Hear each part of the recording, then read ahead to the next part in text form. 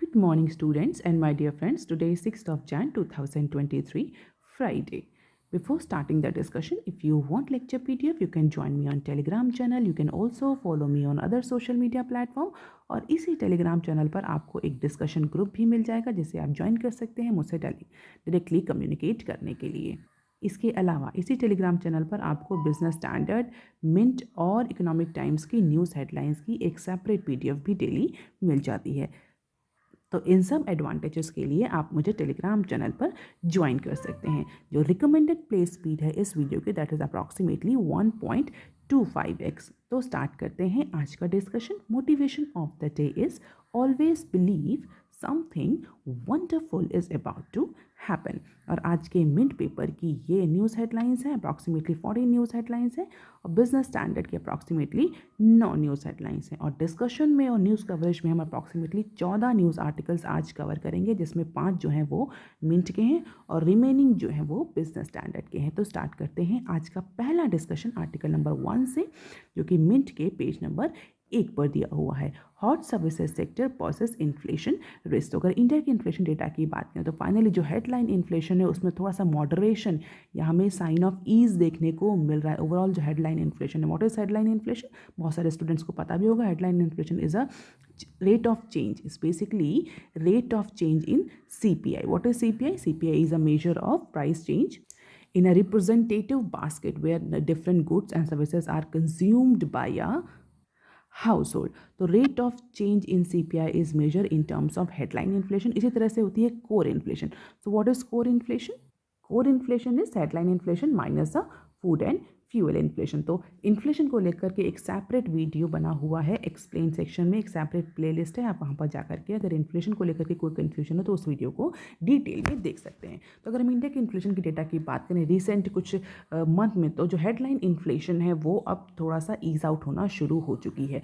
ये तो overall headline inflation की बात है, लेकिन अगर हम सर्विस सेक्टर को देखें तो सर्विस सेक्टर में जो डिमांड रिबाउंड हुआ है पैंडेमिक के बाद से, उसकी वजह से सर्विस प्रोडक्ट्स हैं उनके जो प्राइसेस हैं वो बहुत ज़्यादा इंक्रीज़ हो रहा है। अगर एक इकोनॉमिक्स के स्टूडेंट है तो आपको कंसेप्ट समझ में आता होगा डिमांड एंड सप्लाई का, कि अगर किसी भी प्रोडक्ट या सर्विसेज की डिमांड बढ़ती है तो डेफिनेटली उसके प्राइस जो हैं वो भी मार्केट में इंक्रीज़ होते हैं। तो 2 साल पैंडेमिक इंड्यूस स्लम्प के बाद फाइनली जो सर्विस सेक्टर है, मोर स्पेसिफिकली जो टच इंसेंटिव इंटेंसिव जो टच इंड्यूस्ड सेक्टर है उसमें अब रिकवरी, स्ट्रॉन्ग रिकवरी स्टार्ट होना शुरू हुई। डिमांड सडनली इंक्रीज हुई है जिसकी वजह से जो हायर प्राइसेस हैं वो कोट कर रही हैं company. So with strong demand now service provider have pass the surge on input prices and operational cost to their end clients. जिसकी वजह से क्या हो रहा है, जिसकी वजह से जो सर्विस सेक्टर है उसमें इन्फ्लेशन जो है वो बढ़ना शुरू हो चुकी है। और इकोनॉमिस्ट का ये कहना है कि जिस तरीके से सर्विस सेक्टर में इन्फ्लेशन बढ़ रही है उसको देखते हुए कहा जा सकता है कि अभी फ़िलहाल आगे आने वाले टाइम में ये ऐसे ही इंक्रीज़ रहेगी और कहीं ना कहीं ये सर्विस इन्फ्लेशन सेंट्रल बैंक को प्रेशराइज करेगी, स्ट्रेस करेगी that central bank should focus on service sector in addition to overall headline inflation rate. क्योंकि RBI और गवर्नमेंट के डेटा के अकॉर्डिंग इस साल जो इन्फ्लेशन है उसमें मॉडरेशन देखने को मिलेगा, बट इकोनॉमिस्ट का ये कहना है कि वो मॉडरेशन केवल मैन्युफैक्चरिंग सेक्टर या अदर सेक्टर में होगा। सर्विस सेक्टर में इन्फ्लेशन जो है वो फिलहाल के लिए एलिवेटेड ही रहेगी। और अगर हम CPI की बात करें, ओवरऑल CPI में सर्विस सेक्टर का कंट्रीब्यूशन, तो service sector represent the quarter of CPI, यानी 1/4 जो रिप्रेजेंटेटिव बास्केट होती है जिसमें प्राइस चेंजेस को हम ट्रैक करते हैं कंज्यूमर प्राइस इंडेक्स को मेजर करने के लिए, उसका 1/4 जो है वो सर्विस प्रोडक्ट कॉन्स्टिट्यूट करते हैं। तो इकोनॉमिस्ट ने वार्न किया है कि भले ही फूड बेवरेजेस और अदर मैन्युफैक्चरिंग फूड फ्यूल में हमें मॉडरेशन देखने को मिले, लेकिन जो सर्विस सेक्टर है उसमें मॉडरेशन, इन्फ्लेशन में मॉडरेशन फ़िलहाल अभी विजिबल नहीं है। जैसे कि अगर हम बात करें की सर्विस सेक्टर की, air transport, monthly maintenance, port charges, all these are expected to see the double-digit inflation. School bus services, conveyance expenses, photography, inflation, all these are quickened to above 9%. तो 2 साल के पैंडेमिक के बाद जो demand है contact intensive sector में वो suddenly surge हो गई कुछ क्वार्टर्स में अगर हम देखें तो, जिसकी वजह से कंपनीज जो हैं वो अपने प्राइस को रिव्यू कर रही हैं और पॉसिबली ये लॉन्ग टाइम तक कंटिन्यू रहेगा। और जैसा कि हम टूरिज़्म में क्लियरली देख सकते हैं कि इस समय टूरिज़्म सेक्टर में बहुत ज़्यादा बूस्ट देखने को मिल रहा है और इकोनॉमिस्ट भी यही मानना है कि जो ये रिलेटिवली रोबस्ट डिमांड है ये फ़िलहाल के लिए कंटिन्यू रहेगी, जिसकी वजह से इस सेक्टर में जो इन्फ्लेशन है वो स्टिकी रहेगी। आगे कई क्वार्टर्स में हमें इन्फ्लेशन देखने को मिलेगी। ऑल जो ओवरऑल सीपीआई है, जो ओवरऑल हेडलाइन इन्फ्लेशन है, उसमें हमें थोड़ा सा स्लो डाउन देखने को मिल रहा है। बट जिस तरीके से सर्विस सेक्टर में कॉस्ट इंक्रीज हो रही है, जिस तरीके से डिमांड इंक्रीज हो रही है, that will potentially push the headline inflation back above the central tolerance limit. Central bank की जो टॉलरेंस लिमिट है, कितनी टॉलरेंस लिमिट है? 6%। तो एक्सपर्ट का ये कहना है कि भले ही अलग अदर सेक्टर में, मैन्युफैक्चरिंग में, अलाइड में, फूड एंड फ्यूल में मॉडरेशन है, बट लेकिन जो सर्विस सेक्टर है वो अभी उसमें इन्फ्लेशन है और उसमें इन्फ्लेशन होने की वजह से जो ओवरऑल सीपीआई है वो आरबीआई की टॉलरेंस लिमिट से अबव ही रहेगा। And it becomes very crucial for Reserve Bank of India to monitor the price closely and take action to maintain the price stability as inflation dropped within the tolerance limit band in November after 10 months, जो कि 10 महीनों बाद finally CPI जो है वो 6% के नीचे आया था। लेकिन एक्सपर्ट्स का ये कहना है कि जिस तरीके से सर्विस सेक्टर परफॉर्म कर रहा है, ये सीपीआई फिर से 6 के ऊपर जाएगा और इट इज़ इम्परेटिव और आरबीआई के लिए बहुत ज़रूरी है कि इसको प्रॉपरली ट्रैक करे। So this is the service sector inflation in the month of August and November. You can see change in terms of percentage: house rent, tuition fee, telephone charges, doctor surgeon fees, taxi, barber, hospital charger, residential building repair, school bus and washerman and laundry. So हम देखते हैं सबके case में there is a increase in comparison to the August month. इसका impact आगे हमें CPI में देखने को मिल सकता है। अब देख लेते हैं article number 2 that is given on page number 2 of Mint paper. Centre leans on state to put asset monetisation on track. So जो नेशनल मोनेटाइजेशन पाइपलाइन एनएमपी के जो टारगेट सेट किए गए थे उनको अचीव करने में कई सारे चैलेंजेस आ रहे हैं और इन चैलेंजेस को ओवरकम करने के लिए हम बोल सकते हैं कि एनएमपी के जो टारगेट्स हैं उनको अचीव करने के लिए नाउ यूनियन गवर्नमेंट और नीति आयोग जो हैं वो जो स्टेट्स हैं उनके असेट मोनेटाइजेशन पर ज़्यादा फोकस करें। तो बहुत सारी जो मिनिस्ट्रीज़ हैं उनको गाइडलाइंस इशू कर दी गई हैं कि वो डिफरेंट स्टेट्स को हेल्प करें उनके असेट मोनेटाइजेशन में, उनकी सेल प्रोसेस में। And as a part of playbook power ministry has already issued a guideline. Power ministry ने ऑलरेडी गाइडलाइन इशू कर दी हैं किसके लिए? ट्रांसमिशन असेट्स के लिए, ट्रांसमिशन असेट्स के मोनेटाइजेशन के लिए। और जो अदर मिनिस्ट्रीज़ हैं, पावर मिनिस्ट्री के अलावा जो अदर मिनिस्ट्रीज़ हैं उनको भी उनसे भी एंटिसिपेट किया जाए कि वो जल्द ही वो भी गाइडलाइन इशू करेंगी। तो मिनिस्ट्रीज़ का यहाँ क्या रोल होगा? जो यूनियन गवर्नमेंट की मिनिस्ट्रीज़ हैं वो स्टेट्स को गाइडेंस प्रोवाइड करेंगी, नॉलेज बेस्ड सपोर्ट प्रोवाइड करेंगे, असेट स्पेसिफिक गाइडेंस देंगे स्टेट्स को, डिफरेंट स्टेट को, कि किस तरीके से असेट को आइडेंटिफाई किया जाए, किस तरीके से असेट्स को क्लासीफाई किया जाए, किस तरीके से असेट मोनेटाइजेशन की प्रोसेस को एग्जीक्यूट किया जाए। तो मिनिस्ट्रीज़ का जो काम होगा वो नॉलेज बेस्ड सपोर्ट और असेट स्पेसिफिक गाइडेंस प्रोवाइड करना होगा।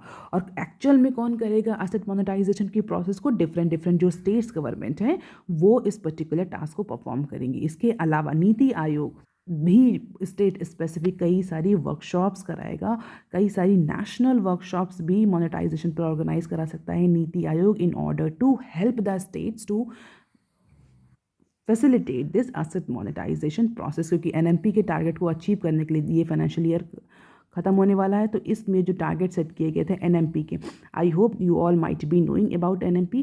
तो आप मुझे कमेंट सेक्शन में लिख करके 2 लाइन में एनएमपी के बारे में बता सकते हैं। तो एनएमपी के जो टारगेट सेट किए गए थे उसके लिए Niti Aayog, different ministries, union ministries are now including the state and as a plan the centre and the Niti Aayog will try to focus on 6 states initially. कौन कौन से 6 स्टेट्स हैं? Gujarat, Maharashtra, Karnataka, Orissa, Madhya Pradesh and Uttar Pradesh. More specifically जहाँ पर उनकी खुद की गवर्नमेंट है, ऐसे स्टेट्स पर ज़्यादा फोकस किया जाएगा एनएमपी के टारगेट को अचीव करने के लिए। क्यों? क्योंकि वहाँ पर पॉलिटिकल रेजिस्टेंस, पॉलिटिकल डिसएग्रीमेंट कम देखने को मिलेगा। अब असेट्स की बात कर लेते हैं। कौन कौन से असेट्स हैं जिनको मोनेटाइज किया जा सकता है? जो स्टेट हाईवेज हैं, एक्सप्रेस वेज हैं, पावर ट्रांसमिशन नेटवर्क्स हैं, अर्बन बस टर्मिनल्स हैं, वेयर हाउसेस हैं, इन सारी कैटेगरीज के जो असेट्स हैं उनको मोनेटाइज किया जा सकता है। तो asset own by different different states are currently being identified कि कौन कौन से स्टेट्स हैं इनके पास कौन कौन से असेट्स हैं उनको आइडेंटिफाई किया जा रहा है in consultation with NITI Aayog, और बहुत जल्दी ही इसकी एक लिस्ट आएगी। अब देख लेते हैं some short news articles of Mint paper. Digital competition bill may reach house in monsoon session. तो ministry of corporate affair MCA जो है उसने सजेशन एक्सेप्ट कर लिए हैं। किसके सजेशन एक्सेप्ट कर लिए हैं? पार्लियामेंट्री स्टैंडिंग कमेटी के।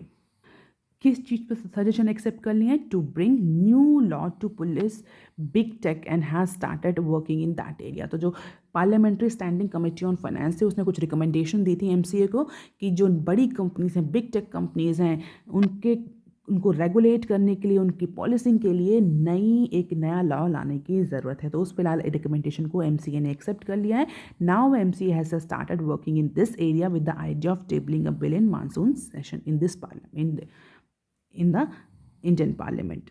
और अगर ये बिल पास हो जाता है या ये बिल आगे जाकर के एक्ट में कन्वर्ट हो तो definitely it will create a new layer of regulatory framework to ensure fair and competitive practices in digital economy. तो बेसिकली जो डिजिटल कंपटीशन है उसको रेगुलेट करने के लिए, क्योंकि डिजिटल कंपटीशन में ऐसा देखा जा रहा है कि बहुत ज़्यादा अनफेयर ट्रेड प्रैक्टिसेस यूज़ हो रही हैं। जो कंपनीज़ हैं, स्पेशली जो बड़ी कंपनीज़ हैं, वो अपनी डोमिनेंट पोजीशन का मिस यूज़ कर रही हैं।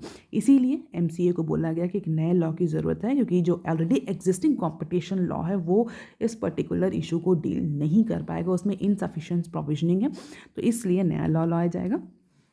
तो नए लॉ में कई तरह के प्रोविजंस जो हैं वो इंक्लूड किए जाएंगे जो कि डिजिटल इकोनॉमी से ही रिलेटेड हैं और डिजिटल कंपटीशन पर ही बेस होंगे। और मिनिस्ट्री ऑफ कॉर्पोरेट अफेयर्स जो है वो इस पर अब काम करना शुरू कर चुकी है और ऐसा एंटिसिपेट किया जा रहा है डिजिटल कंपटीशन एक्ट जो कि पार्लियामेंट्री स्टैंडिंग कमेटी ने प्रपोज किया था for online market e-commerce for digital economy, probably इस मानसून में उसको प्रेजेंट कर दिया जाएगा। आप देख लेते हैं next India to raise health matter at G20। Continuously हम G20 में इंडिया कौन कौन से मैटर डिस्कस करेगा, कौन कौन से इशूज़ को पोर्ट्रेट करेगा, उसको डिस्कस कर रहे हैं। आज के न्यूज़ में दिया हुआ है कि इंडिया जो है वो जो अपना वर्ल्ड फार्मेसी का जो टैग है उसको, उस रेपुटेशन को रीबिल्ड करने के लिए G20 प्रेसिडेंसी में हेल्थ मैटर्स को डिस्कस कर सकता है। सो including the health emergencies, pre preparedness during और vital health issues, all these can be discussed into upcoming G20 summit this year. अब देख लेते हैं नेक्स्ट क्लिप। 107 टेक्सटाइल आइटम्स में फेस क्वालिटी चेक। तो यूनियन गवर्नमेंट जो है वो अप्रॉक्सीमेटली 107 जो टेक्निकल टेक्सटाइल आइटम्स हैं, टेक्निकल टेक्सटाइल आइटम्स जैसे surgical gloves, PPE kit, bulletproof clothing, fire resistance clothing, इस तरह के जो टेक्निकल टेक्सटाइल आइटम्स हैं उनको क्वालिटी कंट्रोल ऑर्डर QCO के अंडर में लाने के लिए सोच रही है in order to check the import quality. जैसे कि जो पुअर क्वालिटी के इम्पोर्ट्स हैं वो ना हो, तो in order to ensure the better quality, better standard, that product manufactured in the country as well as that are imported from outside the country, उनकी क्वालिटी को मेंटेन करने के लिए। और अगर इसमें हम बात करें कि क्वालिटी स्टैंडर्ड के अलावा जो चाइना से डंपिंग हो रही है इन इस रिलेटेड एरिया में, उसको भी रेगुलेट करने के लिए ये अब जो टेक्निकल टेक्सटाइल आइटम्स हैं इनको QCO के अंडर लाया जाएगा। अब देख लेते हैं बिजनेस स्टैंडर्ड के आर्टिकल। देख लेते हैं आज का पहला बिजनेस स्टैंडर्ड का आर्टिकल जो कि बिजनेस स्टैंडर्ड के पेज नंबर 1 पर दिया हुआ है। गवर्नमेंट में गो easy on capex growth in financial year 24 budget. तो 24 बजट, फाइनेंशियल ईयर 24 के बजट से रिलेटेड जो न्यूज़ है पिछले हम 2 महीनों से कवर करते हुए आ रहे हैं, क्योंकि प्री बजट एक्सरसाइज शुरू हो चुकी थी, pre budget negotiation, deliberation, consultation start हो गया था 2 महीने पहले ही, और कंटिन्यूसली न्यूज़पेपर जो है वो उस न्यूज़ को कवर कर रहे हैं। तो आज के न्यूज़ में क्या दिया हुआ? आज के न्यूज़ में भी जो अपकमिंग बजट है उसको लेकर के प्रोजेक्शन है और ऐसा कहा जा रहा है कि जो सेंट्रल गवर्नमेंट है वो फाइनेंशियल ईयर 22 में जो उसका कैपिटल एक्सपेंडिचर है, जिसको शॉर्ट फॉर्म में हम कैपेक्स बोलते हैं, उसको एक्सपेंड नहीं करने का डिसीजन ले सकती है। तो central government may not expend its capex for upcoming fiscal year, upcoming budget year. अब क्वेश्चन ये उठता है क्यों, क्योंकि पिछले 2 सालों को अगर हम देखें तो पिछले 2 सालों में गवर्नमेंट ने, ये हम बोल सकते हैं पोस्ट पैंडेमिक भी बोल सकते हैं, या हम बोल सकते हैं कि 2 साल का जो पैंडेमिक इंड्यूस ईयर, उसके बाद गवर्नमेंट ने अपना जो कैपिटल एक्सपेंडिचर है उसको इंक्रीज़ करने के लिए ह्यूज एलोकेशंस किए थे अपने पिछले 2 बजट में, यानी फाइनेंशियल ईयर 22 और 23 में। तो in comparison to last 2 year जो कैपेक्स इंक्रीज हुआ था वो इस साल इंक्रीज देखने को नहीं मिलेगा। अब क्वेश्चन ये उठता है क्यों ऐसा कर रही है गवर्नमेंट। सेंट्रल गवर्नमेंट के अकॉर्डिंग जो प्राइवेट सेक्टर कैपिटल एक्सपेंडिचर है उसमें रिकवरी अब स्टार्ट हो चुकी है। तो इकोनॉमी को सपोर्ट करने के लिए कैपिटल एक्सपेंडिचर ज़रूरी होता है, चाहे वो प्राइवेट सेक्टर करे चाहे वो गवर्नमेंट करे। जब प्राइवेट सेक्टर इनसफिशिएंट होता है कैपिटल एक्सपेंडिचर करने में तो उस समय गवर्नमेंट जो है वो इंटरवेंशन करती है, गवर्नमेंट अपना कैपिटल एक्सपेंडिचर बढ़ाती है। लेकिन अब चूंकि पैंडेमिक जो है वो उसके बाद से रिकवरी स्टार्ट हो चुकी है, तो प्राइवेट सेक्टर जो उसका कैपिटल एक्सपेंडिचर जो प्लान पोस्टपोन पड़े थे अब उनमें रिज्यूम देखने को मिलना है, जिसकी वजह से गवर्नमेंट का ये मानना है कि प्राइवेट सेक्टर में जब कैपिटल एक्सपेंडिचर इंक्रीज होता है डेफिनेटली गवर्नमेंट अपना कैपिटल एक्सपेंडिचर कम करने का मार्जिन रखती है। वो जो पैसा है जो फंड है उसको किसी नेसेसरी और more important more significant area में यूज़ किया जा सकता है। पैंडेमिक की वजह से प्राइवेट सेक्टर ने अपने पिछले 2-3 सालों में अपना कैपेक्स प्लान जो था वो पोस्टपोन कर रखा था, but now recovery has started. तो जो प्राइवेट सेक्टर है उसने भी अपने कैपिटल एक्सपेंडिचर प्लान स्टार्ट कर दिए हैं। तो गवर्नमेंट का मानना है कि strong private sector capital expenditure होगा तो गवर्नमेंट जो है वो उसको अब इतना ज़्यादा कैपिटल एक्सपेंडिचर करने की ज़रूरत नहीं है। आप मुझे कमेंट सेक्शन में लिख करके बता सकते हैं कि why in economy capital expenditure is so much require. अगर प्राइवेट सेक्टर नहीं करता है तो गवर्नमेंट फिर क्यों कैपिटल एक्सपेंडिचर अपना इंक्रीज करता है। और अगर हम डेटा की बात करें फाइनेंशियल ईयर 23 की, तो फाइनेंशियल ईयर 23 में गवर्नमेंट ने 7.5 ट्रिलियन का कैपेक्स आउटले टारगेट किया था, जिसमें से 35% हायर एलोकेशन देखने को मिला था फाइनेंशियल ईयर 22 के बजटेड एस्टिमेट से। फाइनेंशियल ईयर 22 में कितना एलोकेशन किया था गवर्नमेंट ने, अप्रॉक्सीमेटली 5.54 का था। 22 में 5.54 ट्रिलियन का, 23 में इंक्रीज करके 7.5 ट्रिलियन का, और अगर 21 का डेटा देखें तो 4.2। तो कंटिन्यूसली लास्ट 3 सालों से गवर्नमेंट जो है वो अपने कैपिटल एक्सपेंडिचर में इंक्रीज कर रही है। 2021 में 4.1, 2022 में 5.54 और 2023 में 7.5 ट्रिलियन का कैपिटल एक्सपेंडिचर गवर्नमेंट ने किया है। और ऐसा कहा जा रहा है इस बार यानी फाइनेंशियल ईयर 24 में प्रॉबेबली गवर्नमेंट अपना कैपिटल एक्सपेंडिचर प्लान रिड्यूस कर सकती है, और यहाँ कैपिटल एक्सपेंशन में तो एटलीस्ट गवर्नमेंट नहीं जाएगी। और अगर इंक्रीज़ करती भी तो 25% से ज़्यादा इंक्रीज़ नहीं करेगी। अगर पिछले 3 सालों में देखें तो अप्रॉक्सीमेटली 35 to 34% का इंक्रीज़ गवर्नमेंट कर रही है कैपिटल एक्सपेंडिचर में। इस साल प्रोबेबली 20 to 25% इंक्रीज़ हो सकता है, and this would take the capex outlay for the next year around 9.5 trillion. तो 7.5 से 9.5 ट्रिलियन का कैपिटल आउटले प्लान कर सकती है government, even if the capital और capex outlay will be 10 trillion, that would be less than the increase in last 2 preceding year. So probably ये जो expectation है ये शायद इसीलिए है कि प्राइवेट सेक्टर का जो कैपिटल एक्सपेंडिचर है वो रिकवर होना शुरू हो चुका है। So this is the capex trend in centre government budget, जो हम देख सकते हैं फाइनेंशियल ईयर 20 का बजट एस्टिमेट दिया हुआ है और एक्चुअल एस्टिमेट। इसी तरह से 21 का बजटेड एस्टिमेट्स एक्चुअल, 22 का बजटेड एस्टिमेट्स रिवाइज एस्टिमेट्स और 23 का बजटेड एस्टिमेट्स। हम देख सकते हैं कि 34 to 35% का इंक्रीज लास्ट 2 ईयर्स में देखने को मिला है। इस बार इतना इंक्रीज प्रोबेबली नहीं देखने को मिलेगा। अब देख लेते हैं article number 5 that is given on page number 4 of Business Standard. India likely to propose out of court deal to US. तो इंडिया और यूएस के बीच में एक्सपोर्ट सब्सिडीज को लेकर के WTO में एक डिस्प्यूट चल रहा है, जहां पर यूएसए ने इंडिया की कंप्लेन करी थी कि इंडिया की जो एक्सपोर्ट सब्सिडीज़ हैं वो WTO के जो क्लॉज हैं, WTO के जो प्रोविज़न है, जो WTO के रूल हैं उसको वॉयलेट कर रही है।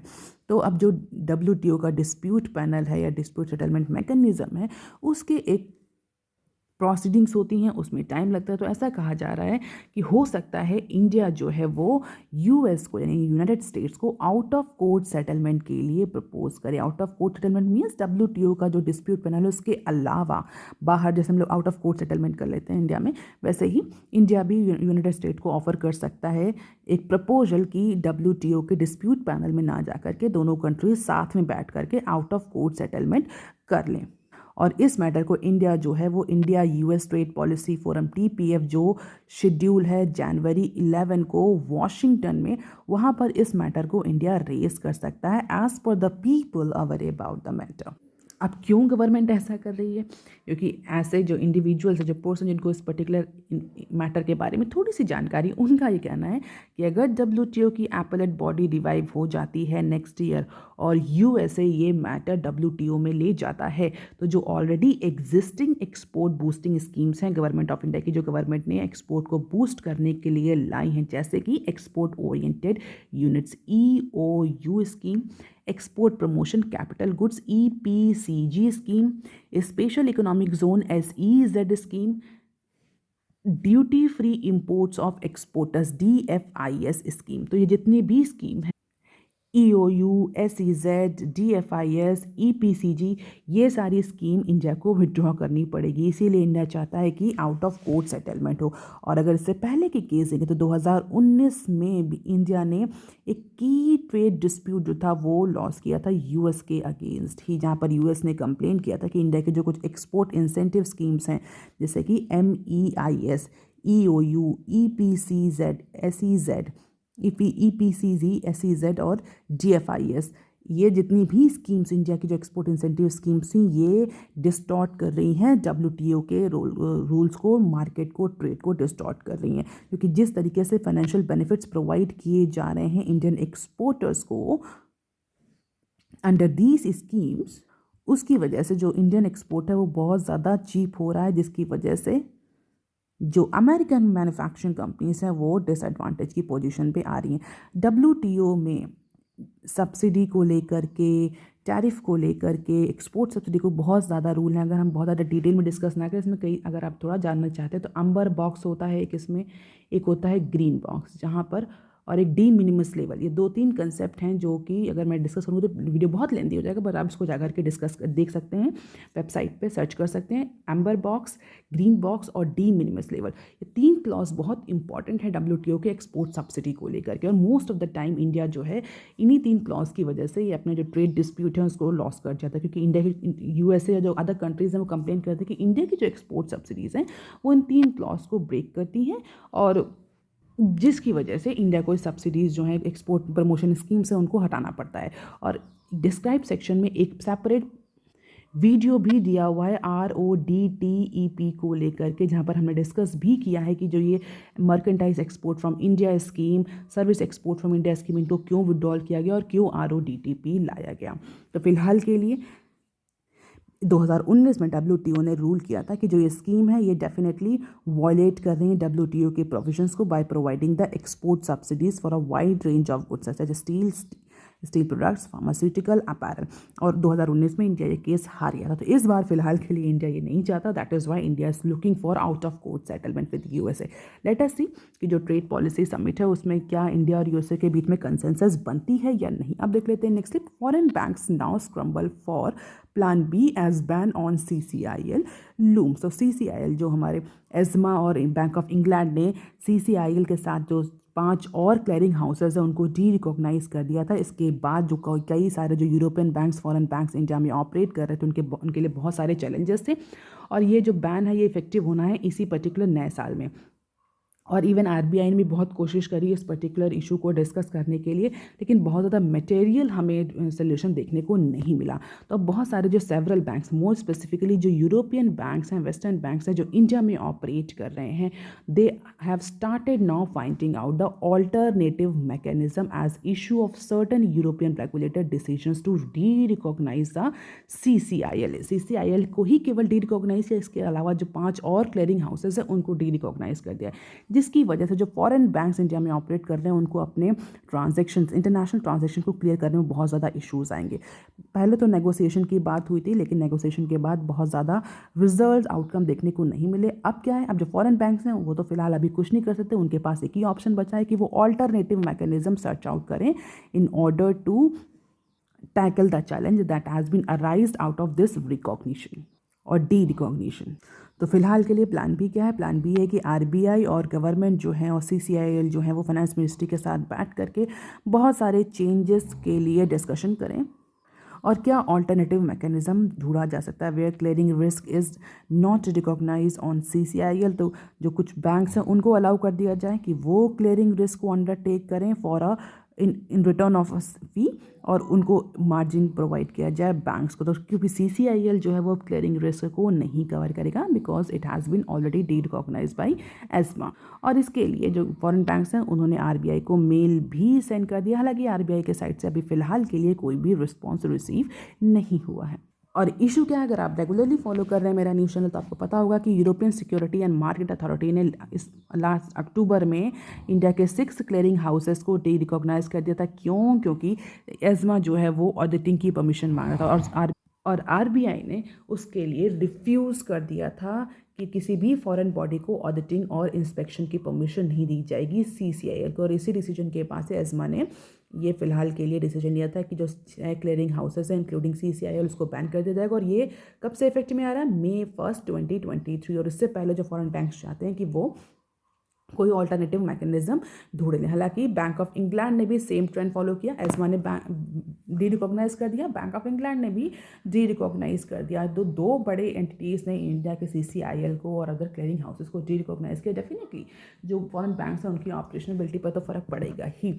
अब देख लेते हैं some short news articles from Business Standard. Unprofessional DGCA hits out at Air India issues notice. तो एयर इंडिया में जो फीमेल पैसेंजर के साथ जो अनप्रोफेशनल और डिवॉइड ऑफ एम्पैथी बिहेवियर हुआ है उस पर्टिकुलर एलिगेशन को लेकर के डीजीसीए ने, व्हाट इज़ डीजीसीए, आप मुझे कमेंट सेक्शन में लिख करके बताइए what is the full form of DGCA.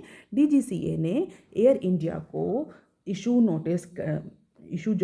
Notice जो है वो इशू कर दिया है और कहा है कि this is a total system failure, systematic failure है एयर इंडिया के साइड से कि वो फीमेल पैसेंजर को सेफ और डिग्निफाई ट्रैवल नहीं प्रोवाइड कर पाया। तो let us see how Air India will react on it. अब देखते हैं next clip. SEBI notes to reclassify government holding in IDBI as public after cell.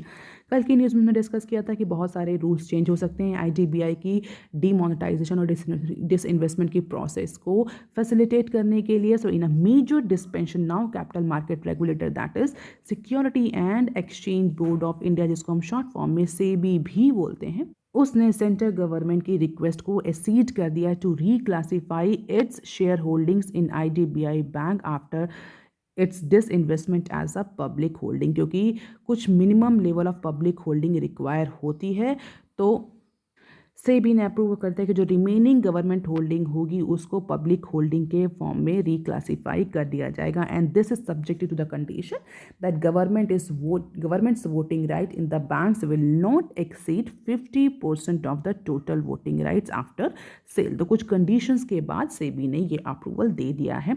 At present government and LIC, government of India and LIC total जो है उनका 94% stake है किस में? IDBI bank में। और इसी को लेकर के, इसी के डिस्पोजल को लेकर के बहुत ज़्यादा चेंजेस किए जा रहे हैं बिकॉज अभी जो टैग है गवर्नमेंट और एलआईसी का दैट इज़ एज अ को प्रमोटर। अब इसको बाद में पब्लिक होल्डिंग के नाम से रिक्लासीफाई कर देगा सेबी। अब देख लेते हैं next clip. NCLAT order Google में मूव टू SC। तो गूगल इंडिया जो है वो सुप्रीम कोर्ट जा सकता है किसके? National company law appellate tribunal के ऑर्डर के अगेंस्ट, जहाँ पर NCLT ने वेडनेसडे को डायरेक्ट किया है कि गूगल जो है वो एटलीस्ट 10% जो है उस पेनल्टी का पे करे जो CCIL ने लगाई। CCIL ने कितनी पेनल्टी लगाई है? 1337 करोड़ की पेनल्टी लगाई थी गूगल पर। किस लिए लगाई थी? डोमिनेंट पोजीशन का मिसयूज़ करने के लिए। तो जो पीपल हैं उस मैटर में अवेयर है उनका ये कहना है कि प्रॉबेबली इस ऑर्डर के अगेंस्ट सुप्रीम कोर्ट जा सकता है गूगल।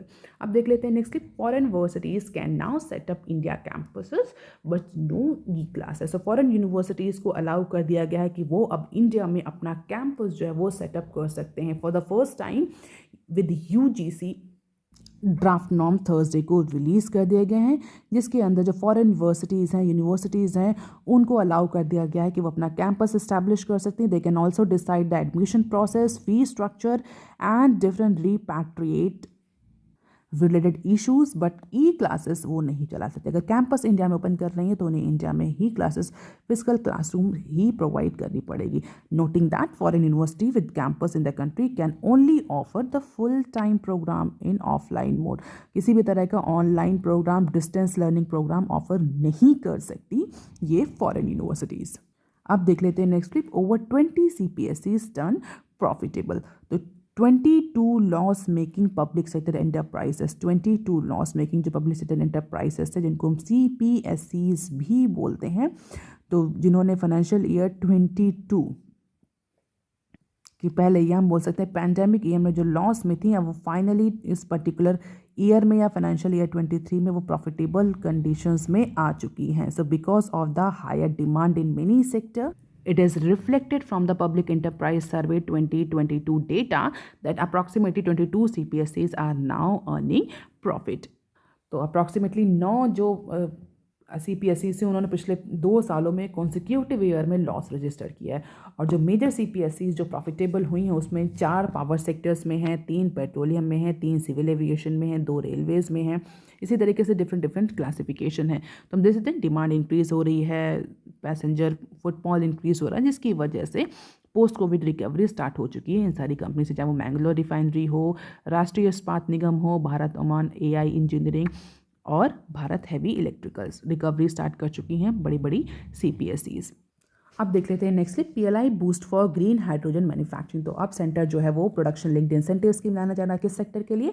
ग्रीन हाइड्रोजन के लिए। ग्रीन हाइड्रोजन के बारे में हमने बहुत सारा डिस्कस है कि कैसे गवर्नमेंट ने एलोकेशन किए हैं, कैसे NTPC ग्रीन हाइड्रोजन को ब्लेंड करने जा रही है, यूज़ करने जा रही है 50% ग्रीन हाइड्रोजन को। अब उसके बाद गवर्नमेंट इंडिया में ग्रीन हाइड्रोजन प्रोडक्शन को प्रमोट करने के लिए PLI स्कीम ला सकती है। इससे पहले PLI स्कीम 13 और सेक्टर्स में ऑलरेडी एप्लीकेबल है। कब आई थी ये PLI स्कीम? ये आई थी गवर्नमेंट ने जब आत्मनिर्भर भारत मिशन लाया था पैंडेमिक के ड्यूरेशन में। उस समय इलेक्ट्रॉनिक और मोबाइल मैन्युफैक्चरिंग के लिए ये स्कीम आई थी। लेटर ऑन इसको टेक्सटाइल्स के द्वारा बहुत सारे अदर सेक्टर में भी एक्सटेंड कर दिया गया। Now union power, as per the union power minister, centre will bring the production linked incentive schemes in upcoming month. और इससे इंडिया में जो ग्रीन हाइड्रोजन मैन्युफैक्चरिंग है वो बूस्ट अप होगी। So that is all for today students. If you want lecture PDF, you can join me on Telegram channel, and if you like the initiative, you can share it among your other network. Please like, share and subscribe. Thank you. Have a nice day.